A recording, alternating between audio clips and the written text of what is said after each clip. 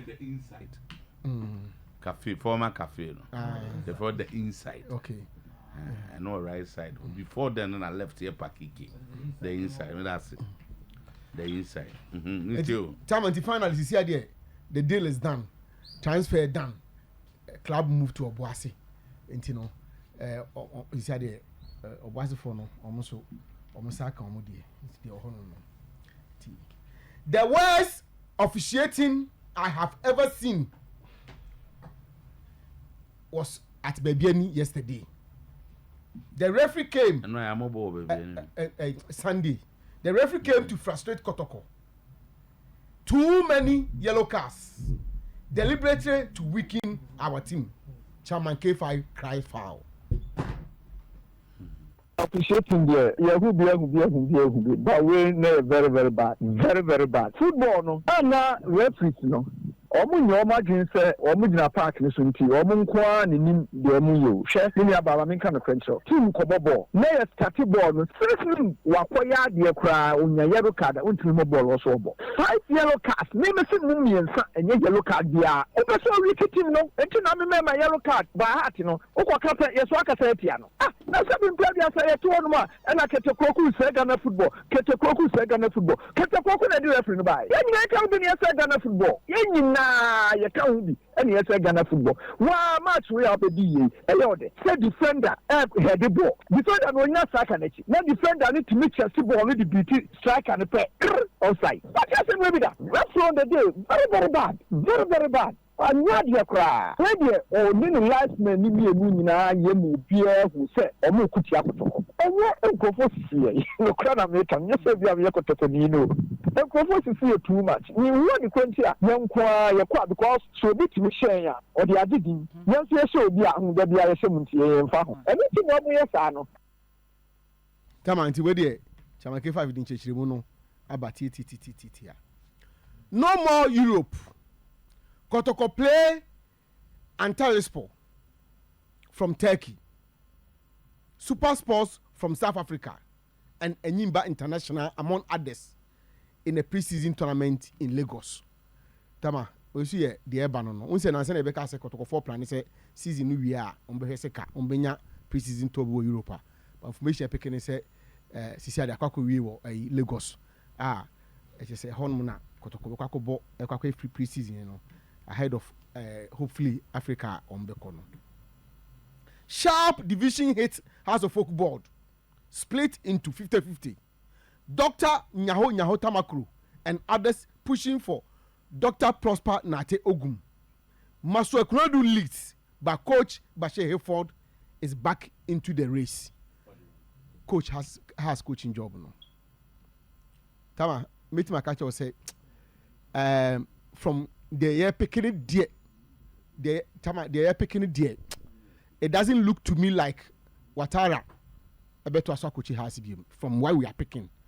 It doesn't look to me like Watara bet to Asubim. Nano discussion on my nyano. Say any Dr. Nyawota Makukra the Abianka by this time has a folk. About 90% done with Maswell. But because of Dr. positioning, you know, I'm almost say I'm far Maswell and possibly Coach Bashir for the subit my bem. Enti so the Akwaku no. Tama the last one we na ye. If you want to take Amankona to us, then you should be ready to send his girlfriend to stay with him in Accra. He cannot live in Accra without his girlfriend, or house should be ready to allow him to visit Bekum every week. House supporters tells House recruitment team. Tama, information I picking say Anka House decided Anka season we some omutim farm ankona. But omu ye bibia wie ya omu di hu nkomo na House supporters na wo Bekum e ka champion for say awe mo farm ankona ko nka de emfa ye ho enhayen obebo man yanka epe na mankona ontimi ntina nkan e wa bra ne girl na ti Bekum ene so I am muguni pe no masisa. I don't know. Nyanum ga say asema o maka kire o I don't know am say House for no hu di o mo nyemfa sa di no. O mo say House for no person o mo fa ndi an e ti so o mo de girl no beka ho bi nyesa on week bi o besan ba Bekum abesra no. and has for no say almost so a hono baby players net no obi ane na yere nte ho nti ntimi mane ma ho bi nti tama eno ya ama amankwa deal no to house of folk no ya din kakra me pacho me ka asasem fachopa about 2 seasons or 3 now Hungary no Hungary no work game pa makora we don't know the same team now a regular player you season and go for no as a more team squad so say we na cause officer ba ono na offer no say officer ba Ghana regular player they be as the for can dia me can say bit my best in Hungary on want me antena no ti eno has for nhwem mom film ni nhwem ya sema zo to hunu say bi obi kasa bi na won kan wo he but it's so nhwem so there on person I don't think it's fair to him. Oh, Yeah, sir. No, right now if House of Folk want him, they should create it. So, I'm my high diamond, I'm going to Obana, then that is it. So, players will move on wife from Kubi. Girl being count. There be a particular one, a UNS, a my different. One, just it's not fine. Baby, or no best what's not there. Any idea, you know, say, and yeah, someone. Ode mabu awu mahu se wo no kana san ompesa ne na me hwe se wo no bi de ye wa ma me mo ne mabu wa family ba obi va siasa adwuma na aye discuss siasa akọ yimtie wano asemo siasa pa ambaza mu fana adwuma de se asuma sinkan wa wontimi nta me to be honest with you say wo say wo ma adwuma won kran na say one first sister nko bia anya de ameko nko titi nko say o yere ai na mti ai ba style o yere ai me boa no kre ase yi pa uchu bu ide ase me ka be bia ni hu style o yere ai me boa ai ndi bezu ne girlfriend say be nyina na be yere this time no o me girlfriend asa na me ware no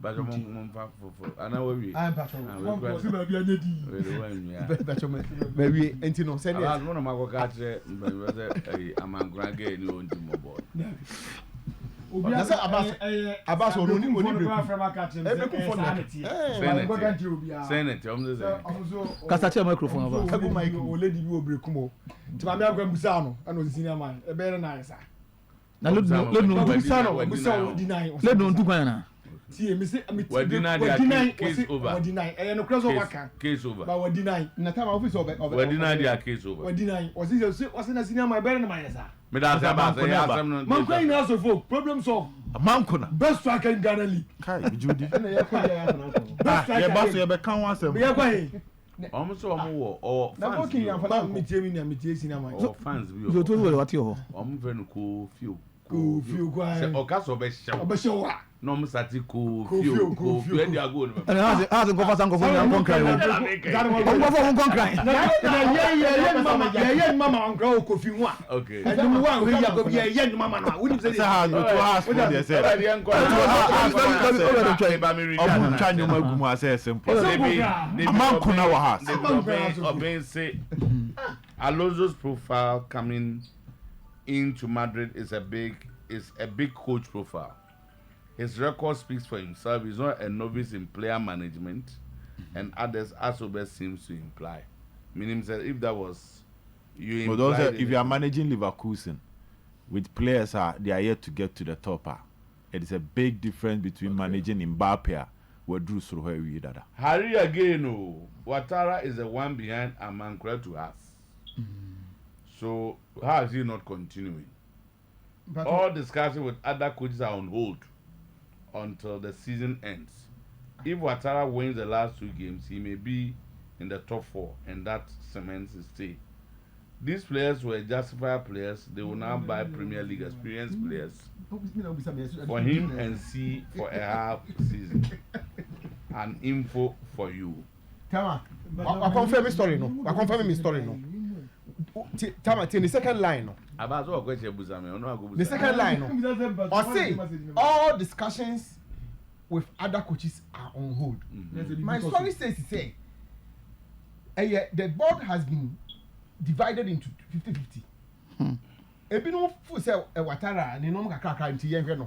Ebinom so fo say yema Prosper na to ogumra. ebinom nso fo say Maxwell ebinom kura asa akɔbɔ bash din asa de abeba mu bi enti oje tum say nkomo okoso nipa ko de message ba yi okay the message now I think it seems to suggest say Watara could go on especially when he wins the last 2 games. Yeah, to join the top 4. That could send him to the top 4. In that case, he'll be fine. James in a way will confirm more story and say the last 2 games now Koedia. And I be trigger be man. Because all discussions are on hold. But you say I don't go in so Emma coaching team because Chelsea the coach BJ Champions League the following year me going to be. There be Chelsea and Real Madrid. There be Chelsea. Madrid cry. I will count Roberto Martinez. Madrid so have sacked after the Champions. Kotoko off 10 years. Immature. Yes. Kotoko off 10 years. I'm coaching course. Kotoko off that. 10 years. Razak, I'm also go coaching course. We are 10 years when you go. You need to manage guys for me. Na bantu ma hino time. Want to hino time. Man guys won't go coaching. One man catch go coaching course. Think walk off 10 years. Would you league? And also the Ghana Football Association has officially announced the registration and transfer window for all clubs in the Ghana Premier League, Division 1 League and the Women Premier League. Also will open on June 30th, 2025 and close on 31st August 2025. Metaka sasa mwese msutu sasa tutakodo no in America. One thing that between me sasa mboka say the FA has done well. Msutu how we manage your league calendar no. Since 2019 Kotoko ebaye no. Sadia no die. A lot of things to be free say or carry proud on one yes sanity. It doesn't represent the on econo. But we dear. So to say if I have to get up and salute him, I'll get up and salute him and his administration for this because so to the previous administration, no, you be real league and a team we were court and they be say and a court to say and I be league right banny stop league not litigations and what have you name what. Where the entire member about to say it allows the teams to prepare and prepare well. Now, your real league now, not a young real league and also. I hope say 30th of or 31st of August now. Say a transfer window now, a week or 2 in September, somewhere in September. The league no be chassis. So who was such a calendar you can prepare, you can plan against it. For example, Kotoko code friends in Nigeria, Akobo invitational tournament, 8 teams invitational tournament, somewhere July, something. I don't know that tournament now. So Kotoko bet my factor in against players or person of how you want to plan for the new season now. So not a quality for Saudi way. In Europe, the amount of different from here, no.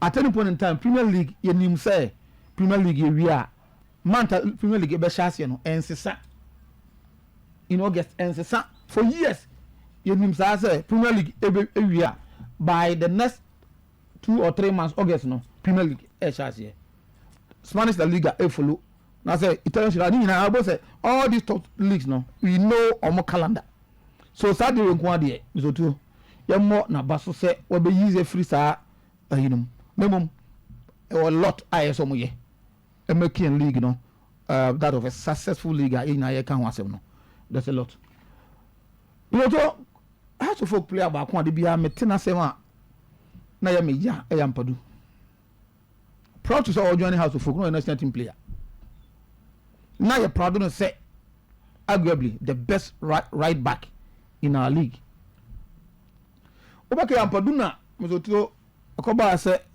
na girlfriend fi kuma se koya oni team manager issue ba ya pam free camp no since then minu say moves akoso man return e Bastila no asa nipa bi hu ebo nto mu yam as far as of folk concern and I won hu san form na ye nim no all this wa and montina at the end of the season house of folk if you say the contract no house of folk almost sign Manchester United for contract ni bi so mo ya no mo the 1 year bi ato club no the refusal option so be trigger and now on trigger at the end of the season no and Purdue contract be na wie but has indicated say they are not going to trigger and some of more can has to do with disciplinary issues and I want to believe say that year happen the girlfriend dey or man chechire mu bi but still no me free say and call well with the team no.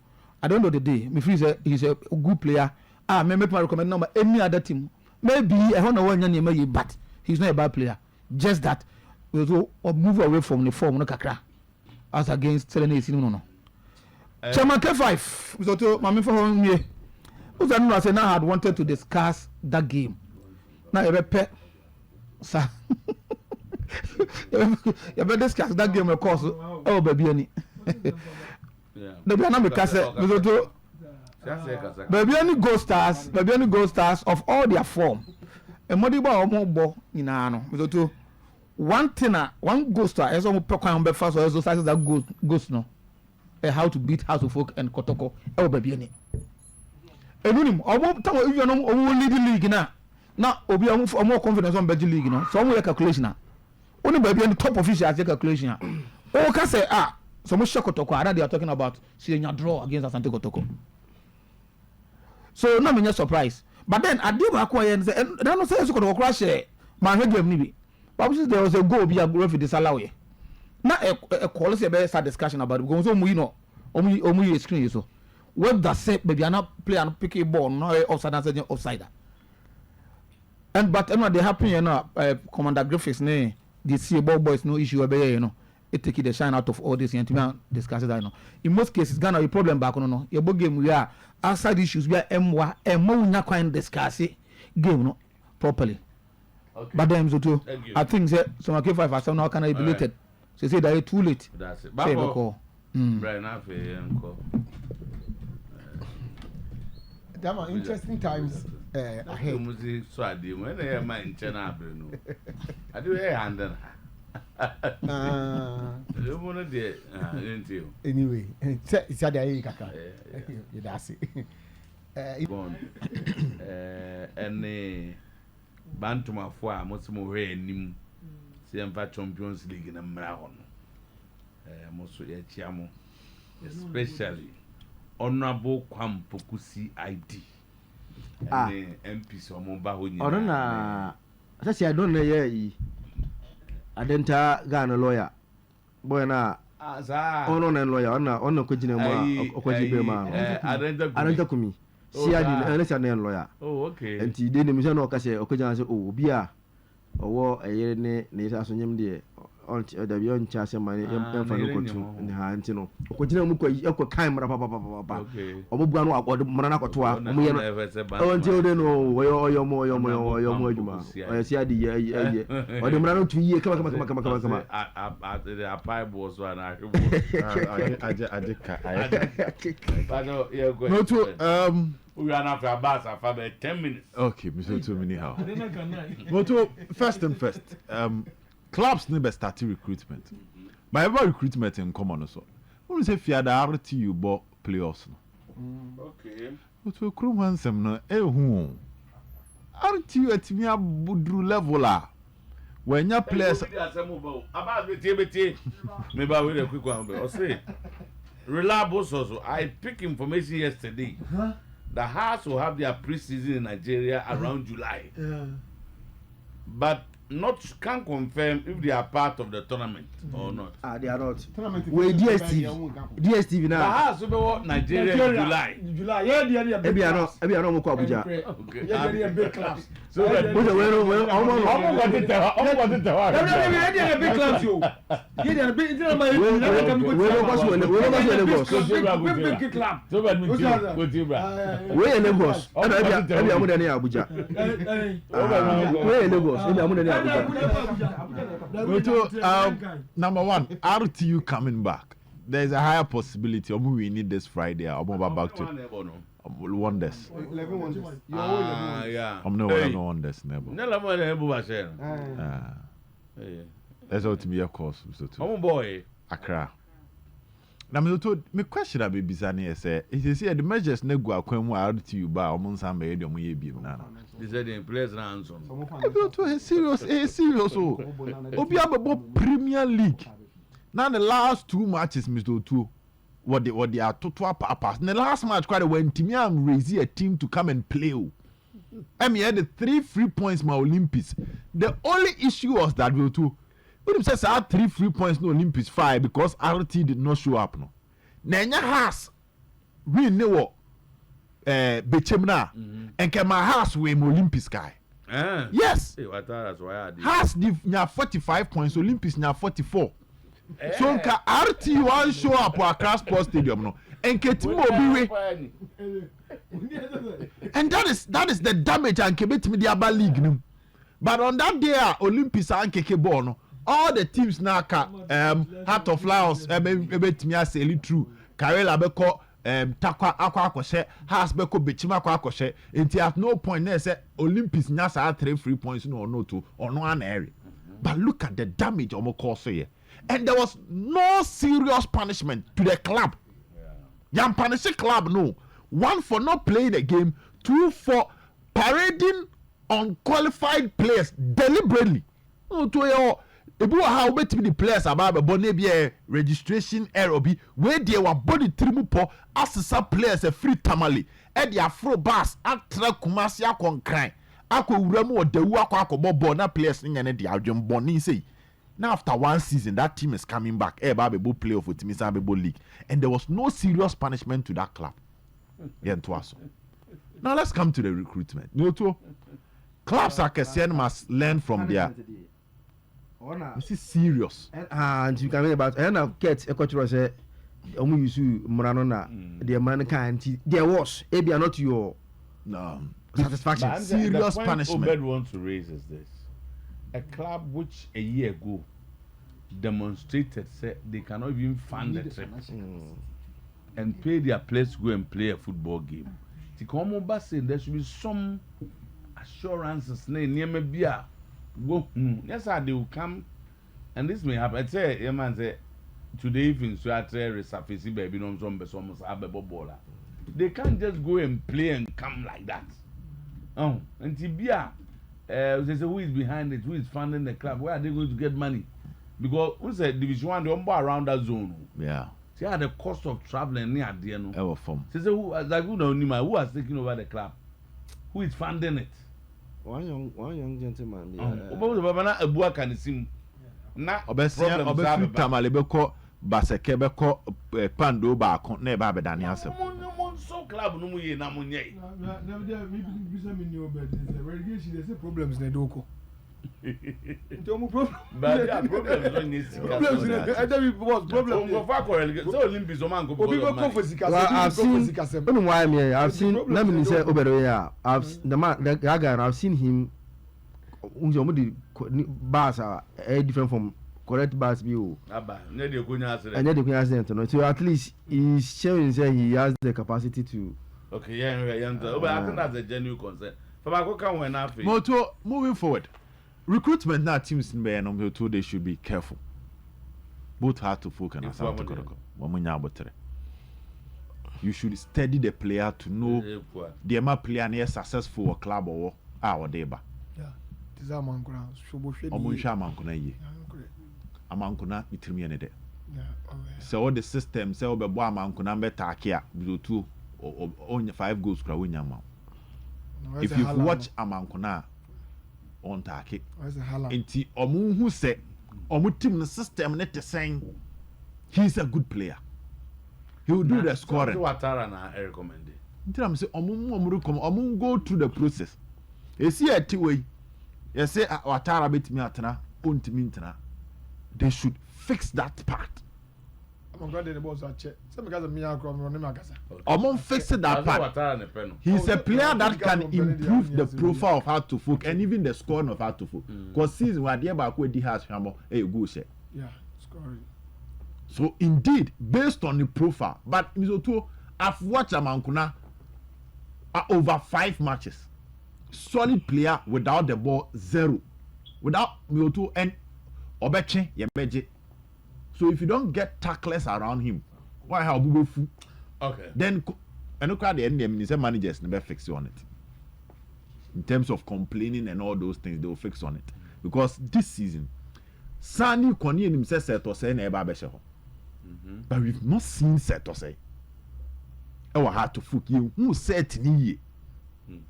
Send any news set about the has a sin now. He has not been able to do that.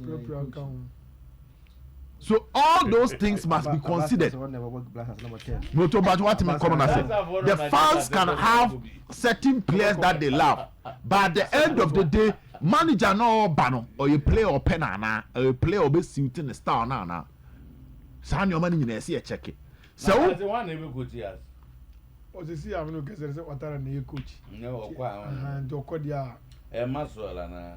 Ni di o system no. Na Bashiru so ababu. Ni di o system no. But to Bashiru am ka so nyine.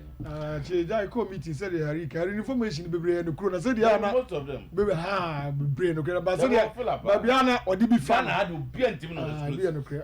Ayi dia ni beto mu sorry. o kasaka. Ayi dia ni beto mu. Bashiru dia no.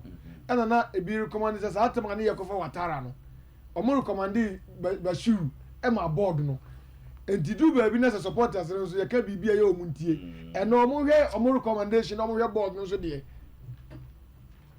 What bambe over we. But also with the coach in there, all the three coaches on my boom the Maxwell, Waji League ne paying, Bashiru, Waji be paying, Ogum Waji be paying. So if we say Watara the map top and now maybe next season the target of how to focus to win the league. Only former league winners. Exactly. So these are coaches if your target is to win the league, or may be paying. Maso Waji League, Bashiru, Ogum Waji be paying. So based on the short list, it looks as decent. for new buses now Canada, obviously. You better share. Nami aduma Friday. Na bus we dey bia. Na o makata no ma no so. Brand be. So mo flag na odi. Says you no be go try, you say. Omo, we are as dey na bia. Akra no makodo. Omo akra o. Akra. Na say bus here near picture. Eni am kudu akra. We akra, omo akra. Na buba say so omo so akodu na afiro baba Isaac. Wonder song. Wonder is the one come da be number. Friday. Friday that can real say ana. Okay. Kenya bad. Ono no kwa no because yeah ko wonders ono so me ni baby o. There was our wonders with the traditional wonders ni there. Baba